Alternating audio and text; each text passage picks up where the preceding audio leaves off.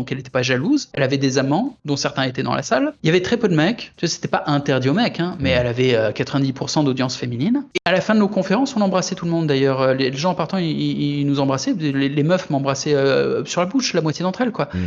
Mais c'était la culture. On donnait des conférences sur le sujet des couples libres. On a fait ça pendant des années. Ça, c'est le contexte que j'ai eu après le spectacle de rue. Tu vois, c'était plus facile que l'époque spectacle de rue.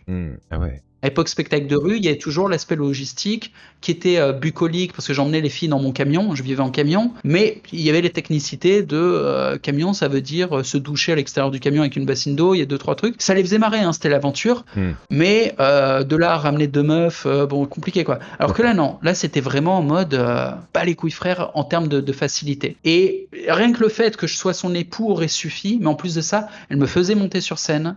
J'avais 15 ans d'expérience de scène derrière moi, donc je savais quoi faire sur scène. Je savais soigner mon entrée, je savais parler, je savais bouger. Enfin, je suis un danseur, tu vois, il y a 2-3 trucs. Là, j'ai l'air de rien. J'ai l'air d'un gnome chauve avec des lunettes de maniaque sexuel. Mais à l'époque, j'étais moins moche, j'avais des cheveux et j'avais du charisme. Je pense que j'en ai encore un peu, mais c'était easy. Et vers la fin de ça, j'ai commencé ma carrière porno. Et bon, là, en fait, je gagnais de l'argent en baisant. Tu vois, c'était au-delà de c'est facile, c'est genre, ça me rapporte du fric. Comment Mais t'es je tombé m'organisais là-dedans pour. d'ailleurs?